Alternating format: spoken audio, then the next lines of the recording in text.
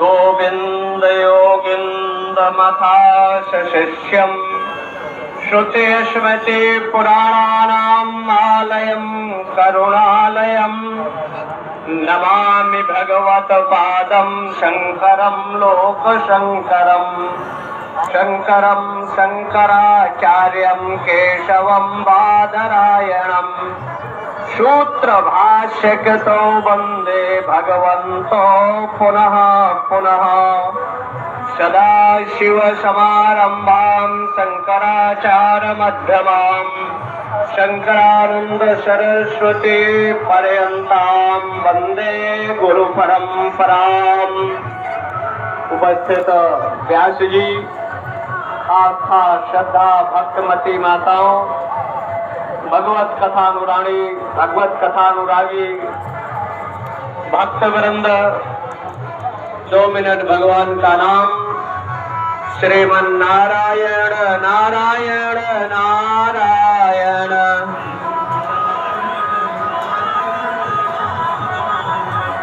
लक्ष्मी नारायण नारायण नारायण।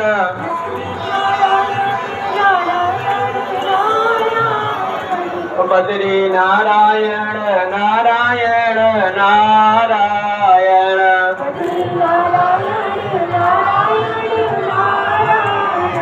धर्म की अधर्म का प्राणियों में गौ माता की जय हो, भारत माता की जय हो, तीर्थराज प्रयाग की जय हो। हर हर महादेव, हर हर महादेव। अभी आप लोग भागवत के माध्यम से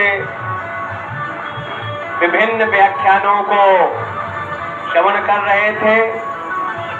आज मंगल है, हनुमान जी का दिन है। हनुमान जी के बारे में अनेक तरह के प्रश्न समाज में परिलक्षित होते हैं। कोई कहता है कि हनुमान जी की पूंछ कितनी बड़ी थी, और कोई एक पुस्तक यहाँ की है 1922 की प्रकाशित कि हनुमान जी देवता नहीं बंदर हैं। एक कहता है कि इनका तो चारों युगों में प्रभाव है नहीं। तुलसी के हनुमान चालीसा को लेकर अनेक तरह का आरोप प्रत्यारोप उन्होंने लगाया। तो अगर ऋग्वेद का हम मघवन सूक्त ले लें तो मघवन सूक्त में हनुमान जी का निरूपण है। यास्क के अनुसार अगर ऋग्वेद का जो अग्नि सूक्त है, अग्नि एरे पुरोहितम यज्ञस्य देव ऋत्विजम अग्नि कस्मात् होतारम विश्ववेदसम। इसकी व्याख्या गंगेश्वरानंद प्रज्ञा चक्षु ने किया है हनुमान फरक, और मघवन सूक्त में भी हनुमान जी का है। और अगर हनुमान चालीसा हम ले लें कि चारों युग पर ताप तुम्हारा है प्रसिद्ध जगत उजियारा, तो अगर हम कृतयुग में ले लें तो वाली समय रवि भक्षलियो तब तीनों लोक भयो अंधियारो। बालकपन में हनुमान ने सूर को निगल लिया था, और गुरु चंद्र सूर संयोगी, मतलब चंद्रमा में पूर्णिमा को और सूर्य पर अमावस्या पर ग्रहण लगता है। इसका निरूपण ज्योतिषी भी करते हैं और पुराण भी करता है, लेकिन साइंस वाले इस बात को स्वीकारते नहीं है प्राय। लेकिन कृतयुग में ले लें तो हनुमान जी ने सूर्य को निगला। उसके बाद इंद्र ने हनुमान जी पर वज्र का प्रहार किया। जब वज्र का प्रहार, तो हनुमान जी की जो ढूंढी है इस पर घाव लगता है, और घाव लगकर मूर्छित होकर तो उन्होंने अपने पिता पवन देव का स्मरण किया, और पवन देव ने हनुमान जी को अपनी गोदी में लेकर कंदरा में चले गए।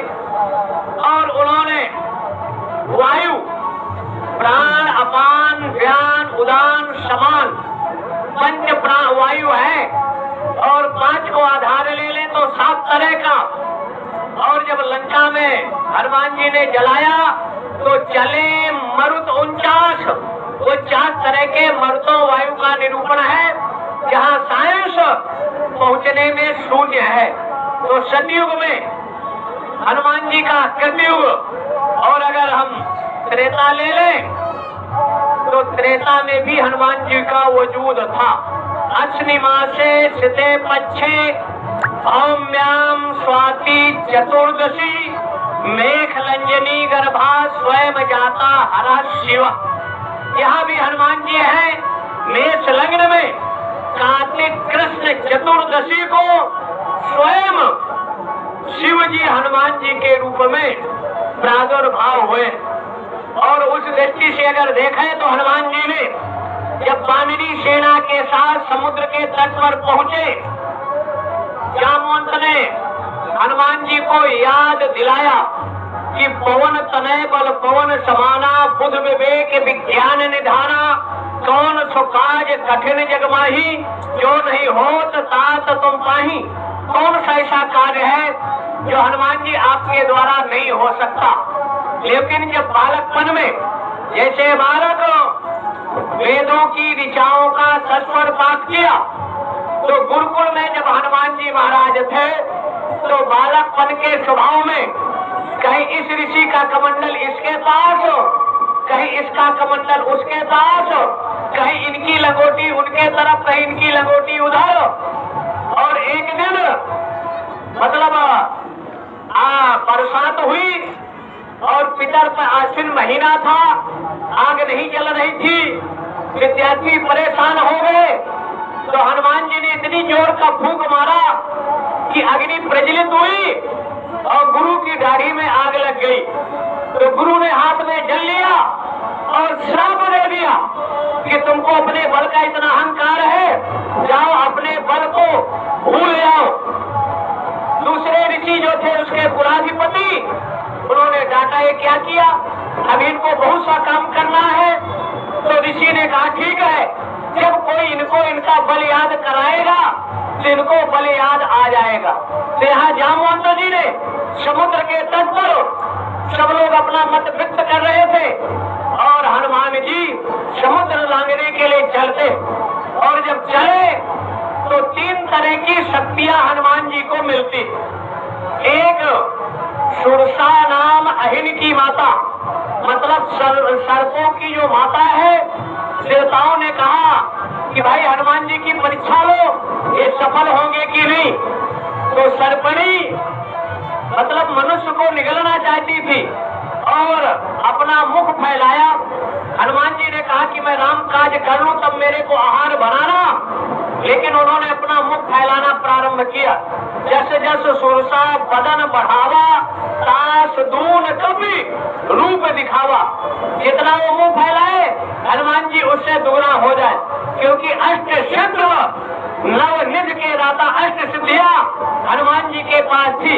अणिमा, लगिमा, महिमा, गरिमा आदि पतंजलि योग में अष्ट सिद्धियों का निरूपण किया गया है। और जब 32 योजन का अपना मुख हो तो 32 योजन का मतलब आज की उस समय के गणित के अनुसार लगभग 200 किलोमीटर का उसका रेंज होता है और उससे ऊपर होगा कम नहीं। हनुमान जी उनके मुख में प्रवेश किया और प्रवेश करके बाहर आ गए। जब बाहर आया तो सुरसा ने भी आशीर्वाद दिया कि जाओ आपका कार्य संपन्न होगा। आगे गए तो इंद्र ने जब पहाड़ों के पंख काटा था तो मैनाक नाम का जो पर्वत था वो समुद्र में आकर छिप गया था और उसको इंद्र पंख नहीं काट पाए। तो सोचा कि अब मैं समुद्र में कब तक रहूंगा। समुद्र से बाहर आया और हनुमान जी को कहते हैं कि आप कुछ समय इस पर विश्राम कर लो। तो हनुमान जी ने कहा राम काज कीन्हे बिन मोहि कहाँ विश्राम। हनुमान जी ने प्रणाम किया और वायुदेव के मित्र भी थे। आगे जब बढ़ते हैं तो जैसे समुद्र में आज राडार प्रणाली से की सीमाओं की रक्षा होती। हर देश प्रायः अपना गुप्तचर नियुक्त रखता है। आर्मी की जो जल सेना है वो नाव को लेकर, और एक पनडुब्बी अभी भारत सरकार ने लिया है कि वो बाहर नहीं रहेगी, जल के अंदर रहकर बाहर की निगरानी करेगी। तो वहाँ रावण की गुप्तचर एक समुद्र में, और उसका काम था जैसे चुंबक है, चुंबकीय प्रणाली से आकाश से जाने वाले लोगों को वो खींच लेती थी और उसको आहार बना लेती थी। तो हनुमान जी को भी वो जब पकड़ा, हनुमान जी चतुर्दिक दृष्टि घुमाया और घुमाने के बाद कोई दिखा नहीं, लेकिन जब जल के अंदर देखा तो सिंहता नाम की एक नारी थी।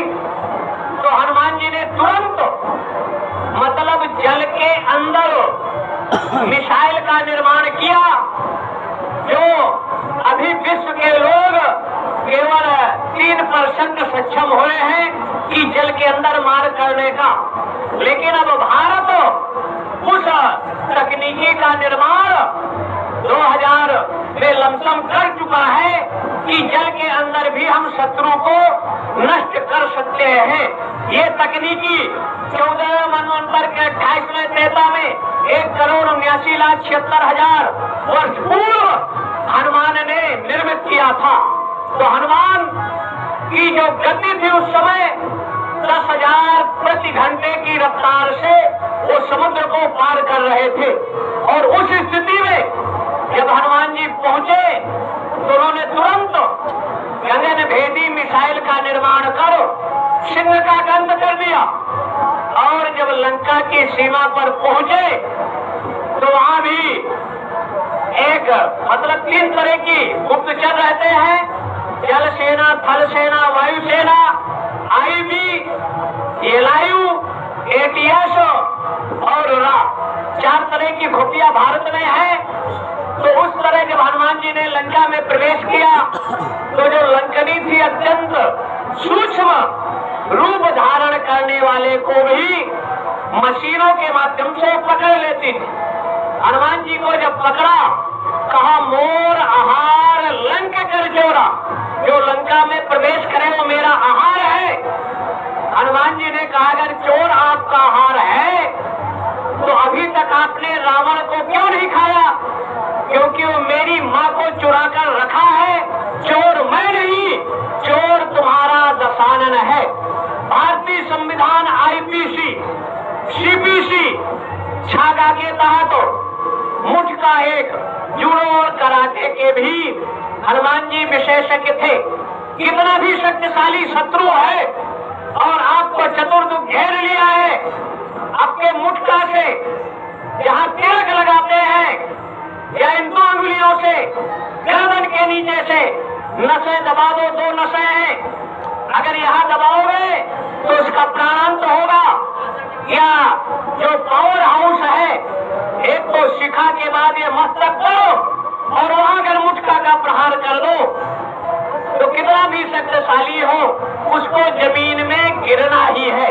हनुमान जी ने जब यहाँ लंकनी को मारा तो लंकनी के मतलब शरीर से 8 जगह से रक्त बहने लगा, और रक्त बहने लगा, रक्त निकला तो उनको ब्रह्मा का वरदान आया कि विकल हो चाहे कब के मारे तब जाना हो निश्चय संघारे। मतलब विश्व पटल पर अब निशाचरों का, असुरों का सफाया का काल आ रहा है। इसको लेते हुए उन्होंने जब प्रहार किया, हनुमान जी लंका में प्रवेश, मसक समान रूप कप धरी, लंका चले सुमिर नरहरि।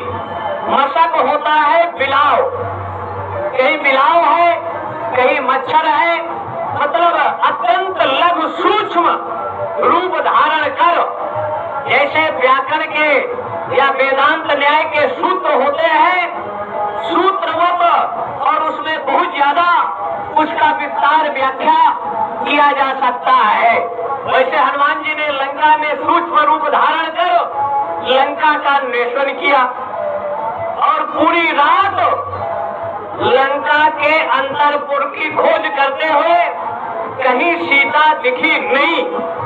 और ब्रह्म मुहूर्त का समय आया, मतलब 3 बजे के बाद सूर्योदय तक जो समय है वो अमृत बेला कही जाती है।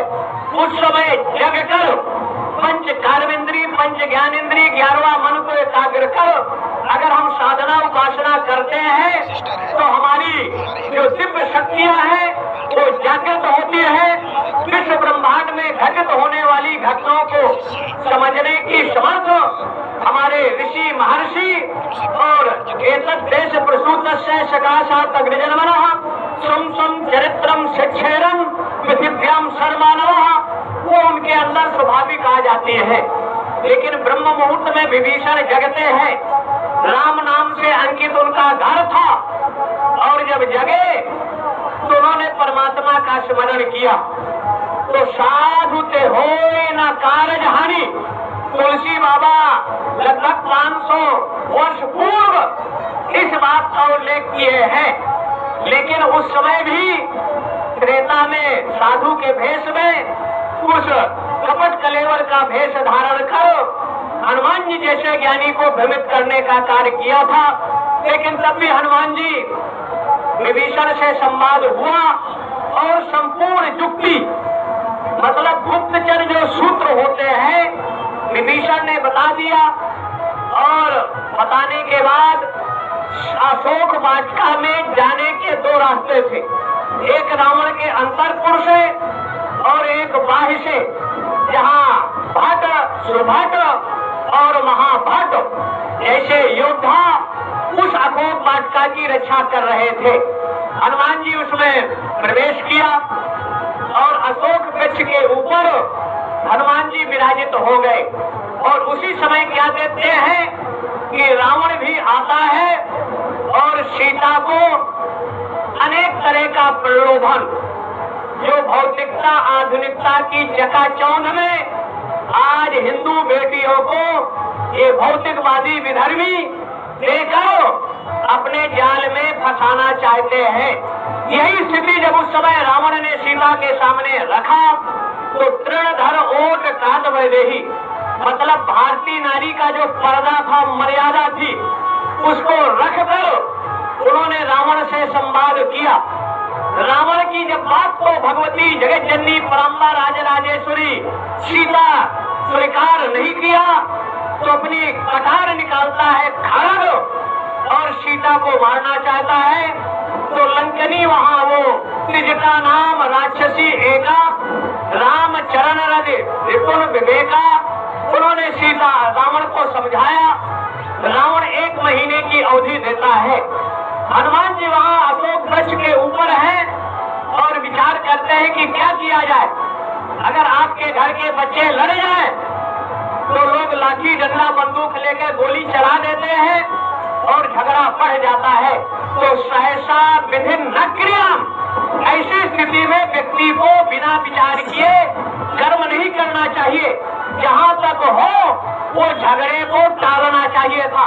हनुमान जी सक्षम थे, समर्थ थे, चाहते तो उस समय कूद पड़ते, लेकिन उन्होंने धैर्य धारण किया और विचार करने लगे कि ऐसी स्थिति में क्या किया जाए। रावण जाता है, सीता चिंतित होती है, विस्मित होती है और विस्मित होकर अशोक से अंगार की अग्नि की याचना करते हैं।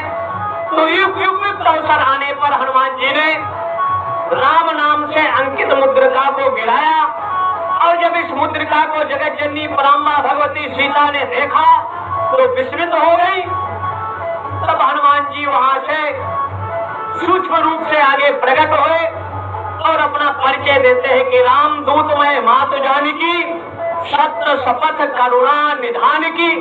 काफी संवाद हुआ और उनको जब करुणा निधान, जब इंद्रपुत्र जयंत ने चोट सीता चरण चोट हति भागा, तो उस समय एक नाम जब करुणा करके भगवान राम ने अपने सीख का अनुसंधान किया तो जयंत चतुर्दिक भागा भागा घूमा, तो उस समय फिर शरण में आया।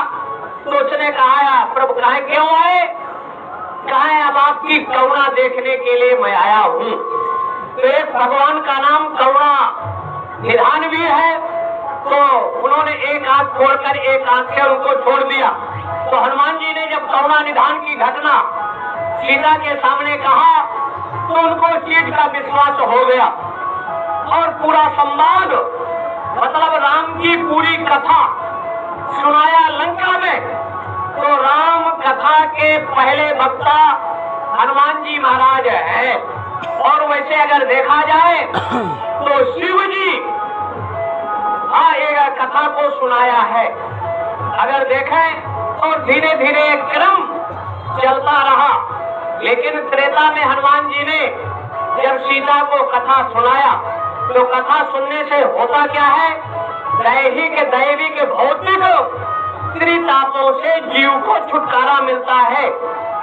ब्रेन का जो टेंशन है ये दूर होता है अगर कथा भाव के साथ कर्म इंद्री ज्ञान इंद्री मन को एकाग्र कर सुना जाए। तो कथा सुनने से पहले तो मेंटली जो डिस्टर्ब है उनका डिस्टर्ब दूर हो जाता है।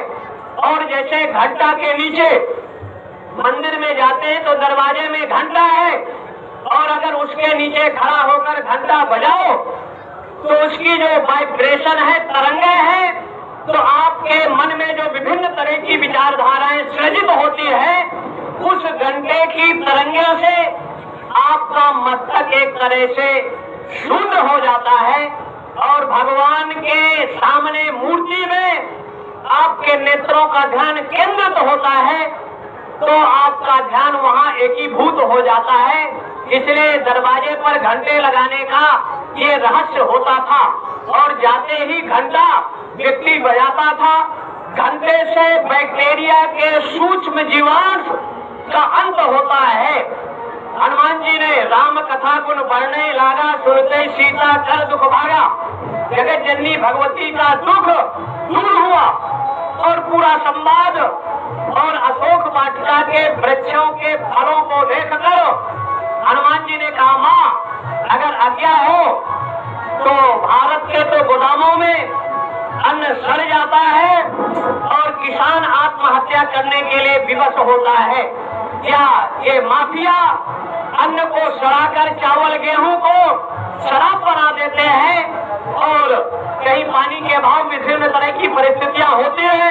कहीं ऐसी बात नहीं है, क्योंकि राम के राज्य में जितनी जरूरत थी पृथ्वी उतना अन्न देती थी, समय पर वृष्टि होती थी और उसका आधार गाय होता था।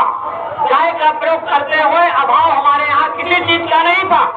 लेकिन मैं आया हूँ, इन फलों को देखकर माँ मेरी खाने की इच्छा हो रही है। कहे जाओ, यहाँ बड़े बड़े रक्षक रहते हैं। हनुमान जी ने कहा उनका भय मेरे को नहीं। हनुमान जी ने अपना विशाल विराट विकट रूप भगवती को दिखाया और दिखाने के बाद फिर सूक्ष्म रूप लेकर फलों को खाया। कहे हम ऐसे चला जाए लंका से तो भी ठीक नहीं। तो उन्होंने फलों को तोड़ा और रक्षकों को मारना प्रारंभ किया। कछ मारस कछ मर्दही कछ मिलहे धन धूर, मतलब किसी के अंग भंग कर दिया। और जैसे आप चटनी बनाते हो कछ मारस और कछ उनको धूल में मिला दिया, मतलब उन राक्षसों की चटनी बना दिया। आईपीसी के तहत अगर देखे तो 302 भी कर दिया। अक्षय कुमार को मार दिया।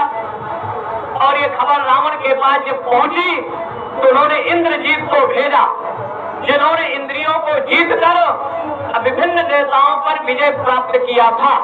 उस परिस्थिति में भी हनुमान जी ने जब कार्य किया तो रावण के लेकिन जब उन्होंने ब्रह्मास्त्र का प्रयोग किया, हनुमान जी सोचते हैं कि अगर मैं ब्रह्मास्त्र नहीं मानूं तो जो सतयुग में चारों युग पर ताप तुम्हारा, जब उन्होंने वायुदेव ने वायु का संचार रोक दिया तो पूरे 14 भुवनों में त्राई त्राई मच गई।